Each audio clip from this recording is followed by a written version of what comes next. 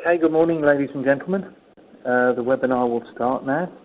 My name is John Moroney. I'm the Business Support Manager for Hach, and I want to welcome you all to the first in a series of webinars from Hach on wastewater applications. The presentation you will hear this morning will be around 20 minutes, and as always with our webinars, we'll keep the questions until the end of the presentation, when we will answer them and, if need be, take them offline to discuss further if necessary. The way to ask a question is to type it into the panel on the left-hand side of your screen that you should see, and then we will be able to read them out and answer them live as well. The first one in this series will be given this morning, and it's entitled, "Why use mixed liquor suspended solids as an operational parameter when you can use sludge age?" It's presented by Stuart Ainsworth, one of our application development managers, and he's also a real-time control optimization specialist for Hach. Previously, Stuart was a process scientist of some 14 years, and so has a wealth of experience to bring to this subject, as well as being able to see this subject from the operations point of view. So without further ado, I will pass it over to Stuart to start the presentation, and I'll speak to you again when we've finished. Thanks. Okay, thanks for the introduction, John. Okay, good morning and welcome to our webinar on sludge age control. The aim of the presentation is to share some of the experience we've gained from working within water companies in the UK and across Europe and the USA. I'm going to touch briefly on how the water industry has arrived at its current basic control,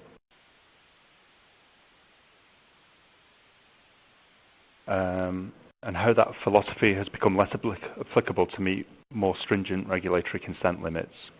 I'll outline scenarios that routinely trip up conventional operation and describe how greater operational control can increase the potential of your existing assets and, most importantly, actually manage compliance risk in a meaningful way. I'll point out what real-time control isn't, and I'll talk around some of the common misconceptions. Finally, I'll illustrate how simple it is to convert an existing ASP plant to one with sludge age control. So before I go into what is often seen at wastewater treatment plant, I should really touch on the water company's asset base and what the guiding principles for design have historically been. It's often determined by water company asset standards or the internal standards of the supplying contractor.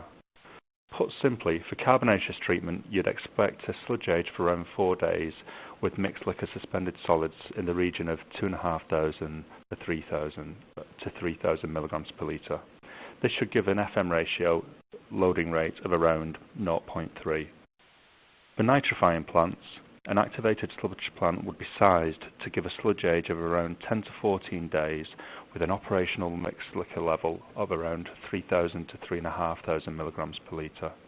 A lower FM ratio of between 0.08 to 1.5 is also employed in order to allow the ammonia treating bacteria to compete with their much tougher BOD treating neighbours, which would otherwise dominate at the higher loading rates.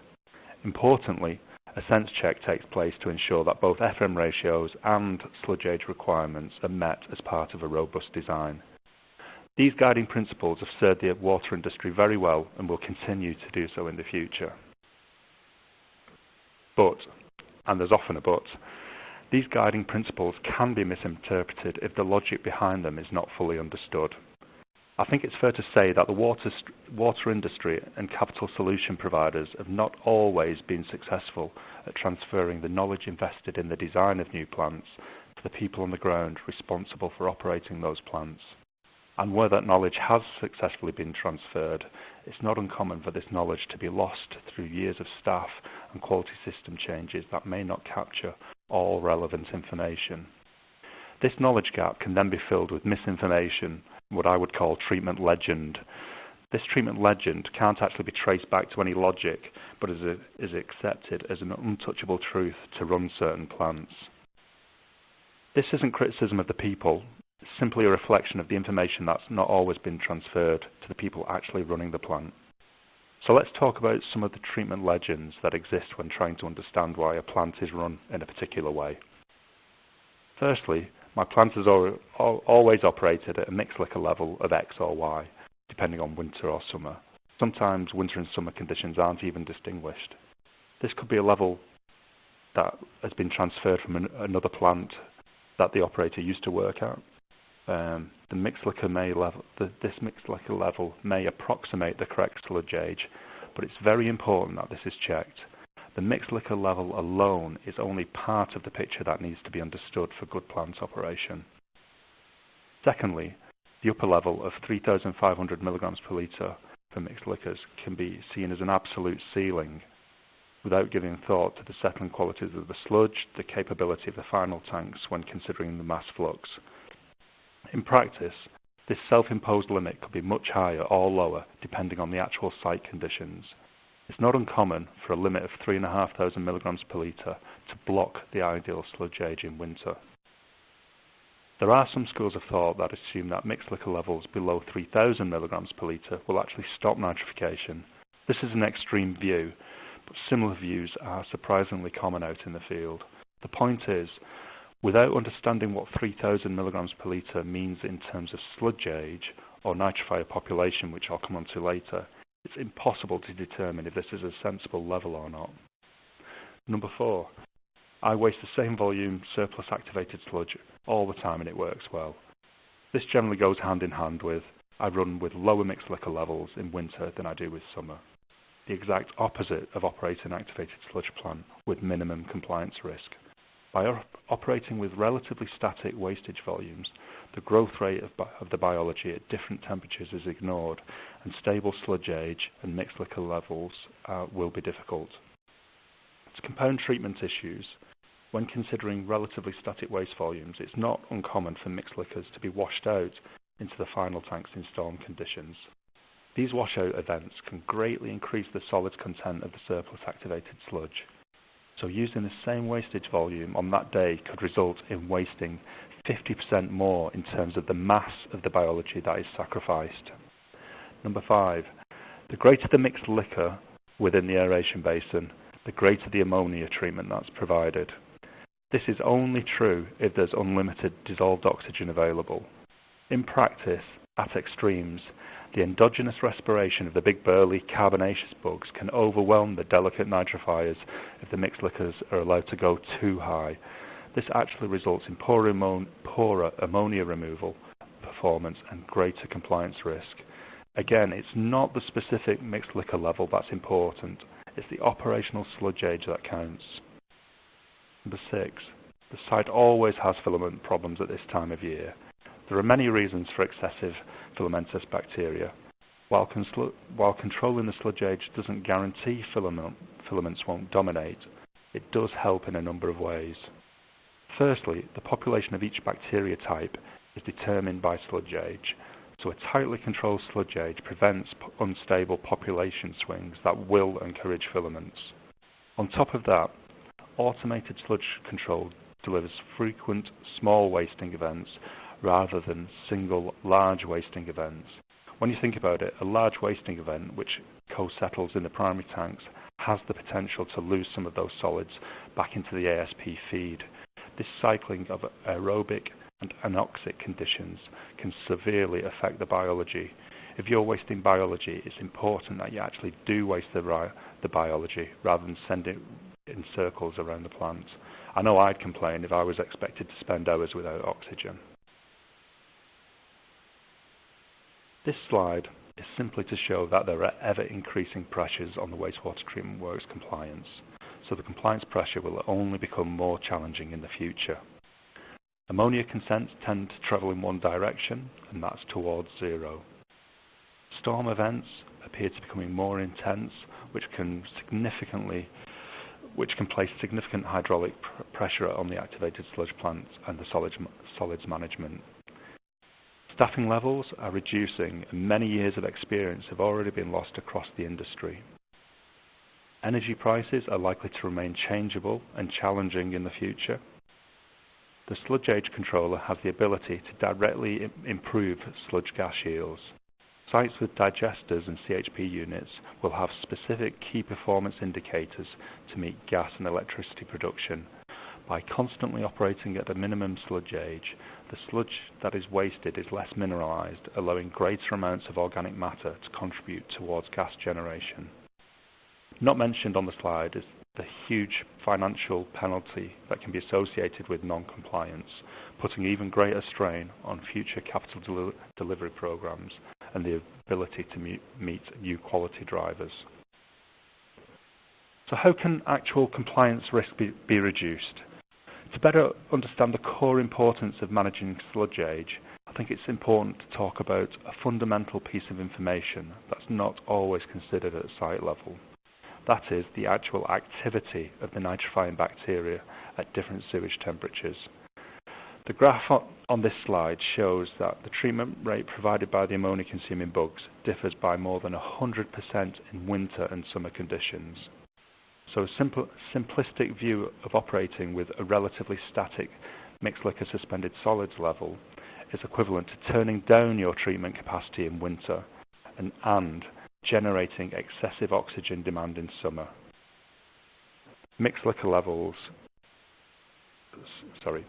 Static mixed liquor levels result in variable treatment rates.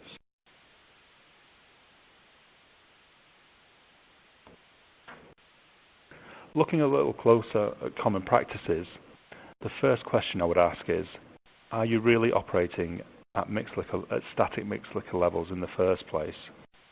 When looking in detail at how stable the mixed liquor levels actually is on a plant, even though a static mixed liquor suspended solids level may be the target, in practice, true mixed liquor levels can be highly variable. Not surprising given how changeable the solids content of the RAS can be during rain events. The top graph shows the effect of this on a site over a 5-day period without Hach control. Although the target for this particular site was around 3,000 milligrams per litre, the actual solids within the aeration basin was quite variable.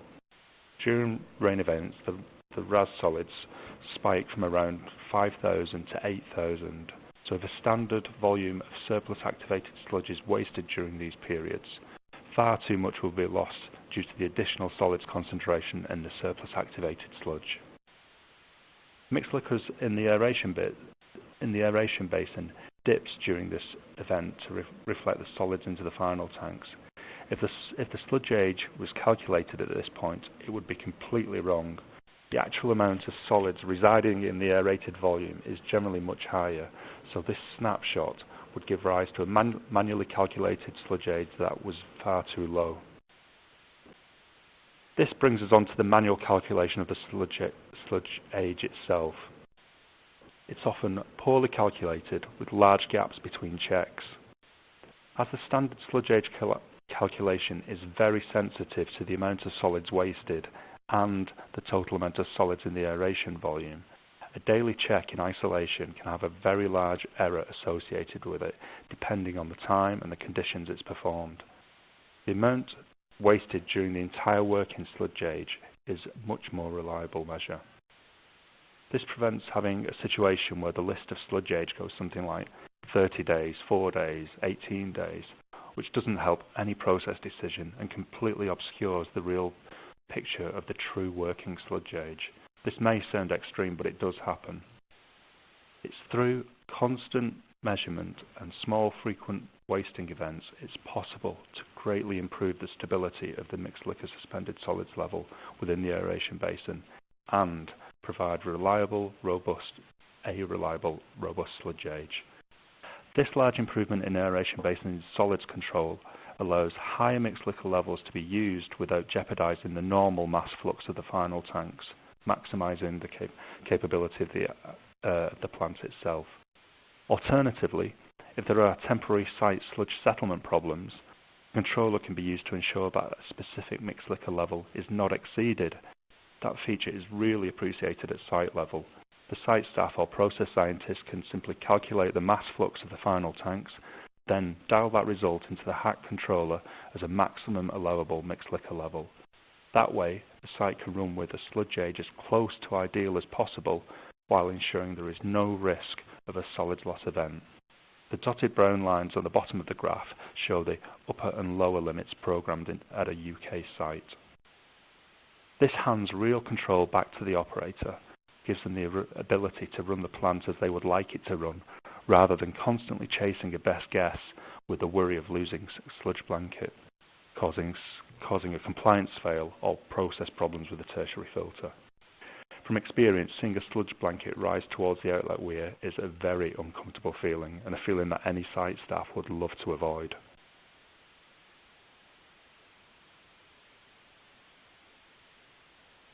Even with summer and winter settings, there's still a significant compromise. There's always the decision of when to swap over from the winter and summer settings, which is becoming more difficult with unpredictable weather patterns. The fixed mixed liquor level approach rarely matches the actual optimum sludge age that could be used. Winter settings tend to cause a lower sludge age than is ideal, limiting the ammonia treatment available, causing unnecessary compliance risk. Summer levels tend to be far higher than is actually required, simply driving up endogenous respiration, which doesn't necessarily improve treatment capacity, but instead generates a large oxygen demand and electricity bill. Just for anyone on the webinar without any process experience, endogenous respiration is the oxygen consumed by the bacteria to simply breathe, rather than oxygen required to consume or treat BOD and ammonia. So rather than providing air for sewage treatment, the air is consumed by an excessive population of non-working bacteria, simply putting a drain on the aeration system. This additional biology in summer is completely unnecessary if the minimum number of nitrifiers is already present. A little counterintuitively, increasing the mixed liquors can reduce the amount of ammonia treatment in some cases. This is because the extra biology consists mainly of carbonaceous bugs in the region of about 98% by weight. These carbonaceous bugs will outcompete the delicate nitrifying bugs for oxygen, so this extra oxygen demand will always be at the expense of the nitrifying bacteria. It's been seen many times where in summer plants struggle to deliver enough oxygen to the aeration basin, and ammonia compliance risk is far too high. Not managing the sludge age correctly through warmer periods is an avoidable expense and can increase compliance risk too. To illustrate the point, if we take an example of an activated sludge plant with the aeration volume of around 20,000 cubic meters, or say the population equivalent of 80,000, if you assume the electricity cost, and this is quite conservative, is 10 pence per kilowatt hour, the annual cost for endogenous respiration with a mixed liquor level of 3,500 milligrams per litre is in the order of £79,000. By simply reducing this to 2,500 milligrams per litre, this reduces the endogenous respiration cost to £73,000, potential to provide an annual saving of £6,000 simply by managing the level of biology within the basin intelligently. Even greater savings can be generated using our nitrification controller to provide intelligent DO set points, but that's another webinar. There's a link to that webinar at the end of this presentation. Moving on to the common misconceptions of real-time control, or advanced control, or I could just call it real control. It's a black box technology. It's a black box in the same sense that a car engine management system is a black box. You don't know the exact ratio of petrol to air, but you know if you press your foot a certain distance, you'll travel at a certain speed. I don't question the calculations of my car as I can see the output of my actions and I trust the car's control. The real-time controller is exactly the same. The operator selects the operational window for the mixed liquor suspended solids level, and the sludge age controller provides set points within that window to drive an optimal sludge age. This is not relinquishing control of the plant. It's giving the site manager the tools to have more control than ever before. Secondly, operations won't adopt the technology.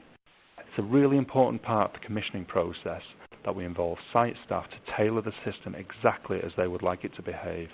We make the changes together, we build up confidence and comfort with the system. This is supported with plain English guides and the knowledge that we're only a phone call away if there's any uncertainty.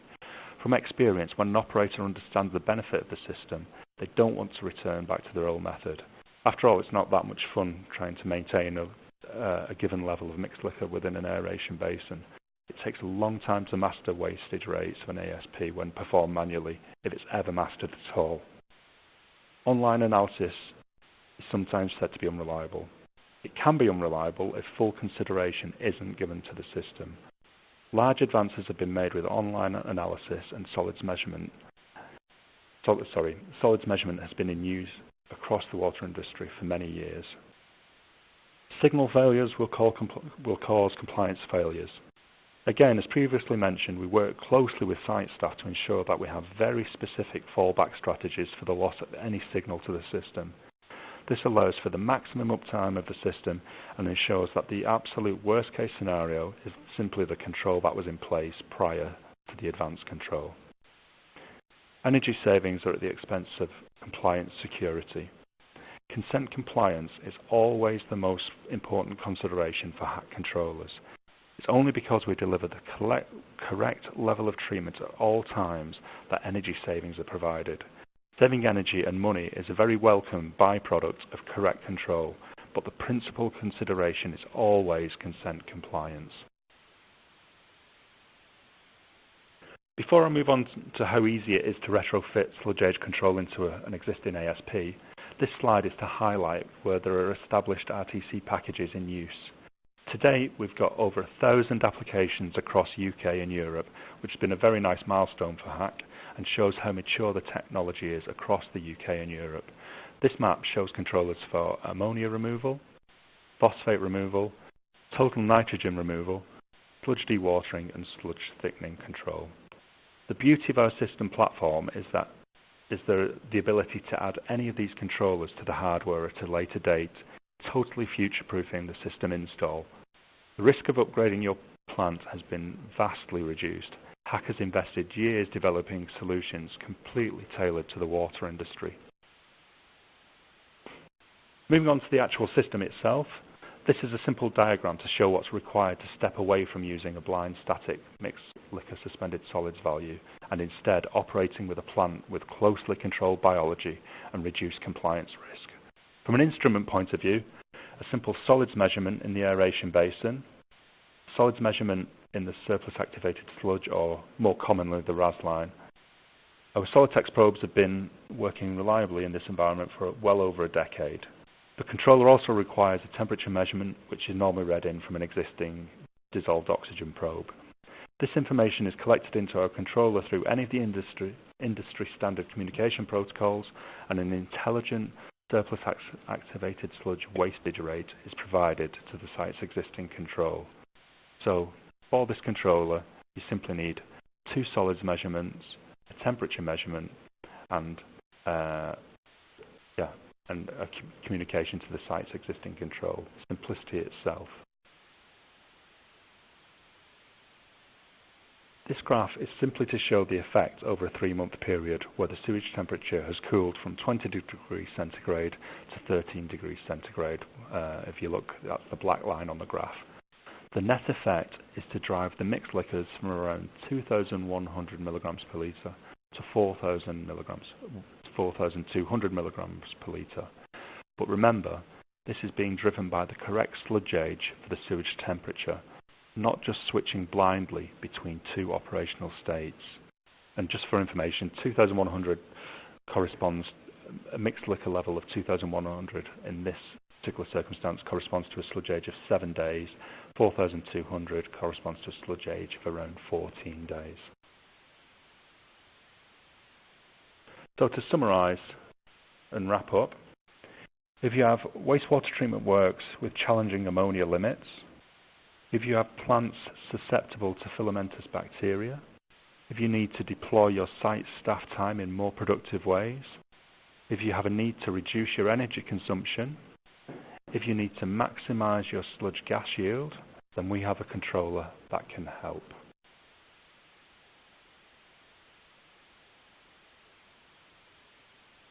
Thanks for your attention. I'll now hand over to John Moroney, who's the UK Business Support Manager, and introduce the session. He's been checking for any questions raised while I've been speaking, and hopefully we can fill in any gaps and clear up any points raised. Thanks, Stuart. Very good presentation there. We already have a couple of questions already, so thanks everyone for sending those in. While we answer those, please feel free to send any more in to us. Again, just remind you on the left-hand panel of your screen. The questions we have so far concentrate really on the instrumentation required for the control. So the first one, Stuart, is the placement of the mixed liquor suspended solids probe crucial to the control? Yeah, the placement's obviously important. As part of setting the system up, you'd make sure that there's a representative point within the aeration basin for the mixed liquor suspended solids reading. So if you had any doubt that one lane was not representative of the ASP basin as a whole, you'd maybe consider having a secondary measurement to be absolutely certain that you're capturing the true mass of solids within the aeration basin. And again, we tend to need to measure the solids in the return activated sludge line, which is equivalent to the surplus activated sludge line. So we just make sure that the location of those of the measurement point is representative of the true solids load that contributes to the calculation. Okay, thanks, Stuart. Question number 2 is how easy is it to calibrate the mixed liquor suspended solids probe? Very easy I would say that, but it's very easy to calibrate. You simply take a gravimetric sample at a point in time. You note the instrument measurement reading at that time, and then there's a correction factor to pull those two values together. So yeah, each solid tax measurement needs to be calibrated to tailor it to the sewage characteristics of that site. But once that's done, the actual solids readings are very, very stable, and you just repeat that on a periodic basis to make sure that the nature of the sludge hasn't changed enough to affect that measurement. Okay, thanks, Stuart. Had another question in saying excellent presentation, which is very good to hear. Thank you very much for that. Would it be possible to have a copy via email of the presentation? Yes, by all means, if anyone wants to have a copy, we can send that through. What we normally do, this webinar is being recorded. We normally send a link out of the recorded webinar to everyone, so you can re-listen to it if you've missed any points, or also forward it to your colleagues who may have missed it this morning. Yeah, there are a few more questions here, Stuart. How does the system cope with retained biomass growing on the retained media in the aeration cell? I'm not quite sure I understand the question, to be honest, because this is specifically for activated sludge plants, so it's there isn't retained media. If we wanted to look at having a sludge aid controller where there's a fixed film within the aeration basin, that is possible. We can accommodate that through our combined systems, which are extremely flexible, and we design that specifically around the plant. But generally speaking, the main application is for an aeration basin without any fixed film surfaces within there. But again, we can accommodate that with our tailor-made solutions.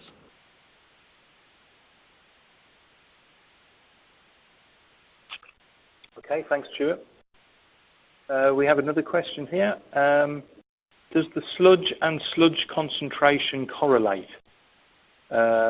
This refers to the last graph that was shown. So slide 15, I think.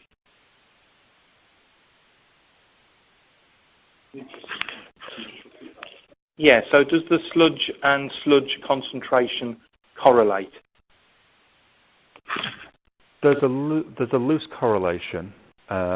But it's important, as I mentioned earlier, to actually understand the hysteresis of what's been wasted as well. So it's possible to have a mixed liquor level which is relatively high or relatively low. That doesn't necessarily automatically correlate to a low or high sludge age. So the important thing to appreciate is the wastage history and the amount of active bacteria within the aeration basin itself. Thanks, Stuart. We've got another question here. It says, so you would control the sludge age online in order to make it equal to the minimum required for nitrification, if the plant needs nitrifying, for that temperature. Where do you place the temperature probe? The temperature is normally taken from the dissolved oxygen measurement. We can supply a separate temperature measurement if that's required, but effectively you take a temperature measurement within the aeration basin itself to reflect the temperature at which the nitrification is taking place. So yeah, we simply read that in as either a 4 to 20 millivolt signal or off a Profibus, and then yeah, that simply plugs into our controller, and then we communicate that to the site's controlling PLC. Okay, thanks, Stuart. That's the last question we have for now. If anyone else has any others, but if not, we will just move on to the last slide. Okay, I don't think there are any more questions. So thanks, Stuart, and thanks everyone for all the questions. Just as a reminder, I'd like to remind everyone that our next webinar in the series, details of which are on screen now, is entitled Nitrification, Denitrification Control, Upgrade Your Existing Assets Using Hach Real-Time Control. And that's to be held on Tuesday, April the 19th at 10 o'clock. We would very much like you to join us and ask you to forward the invitation that you'll receive to any of your colleagues who may also benefit from attending. So finally, as I said before, we record all our webinars, so you can still watch our previous webinar, Nitrification Control, and that was upgrading the existing assets there, on our Hach YouTube channel via the link below. Again, if you can't find that, then please let us know and we'll send that through to you. So we have one more question, Stuart, which I will sneak in before I sign off. So this one says, how often do you recommend SAS, surplus activated sludge, be wasted each day in order to retain good control across the day? I assume your system requires automated SAS wasting.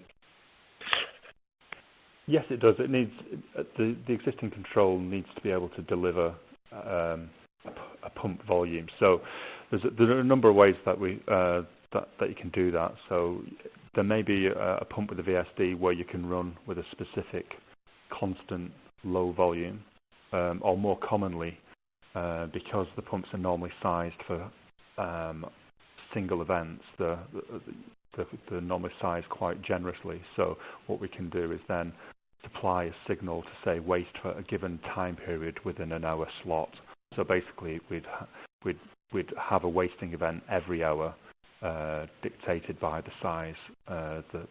If it's a fixed rate pump, we'd understand what that fixed rate is and then program that back into the controller to make sure that the signal we provide corresponds to the existing pump. So it might just say waste for a period of, say, 4 minutes out of every 60.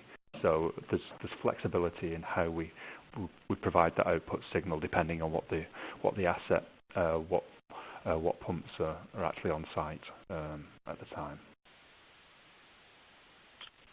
Okay, thanks, Stuart. And another question here. It says, I've seen sites that keep the aeration on full blast to ensure complete oxidation of nitrogenous matter.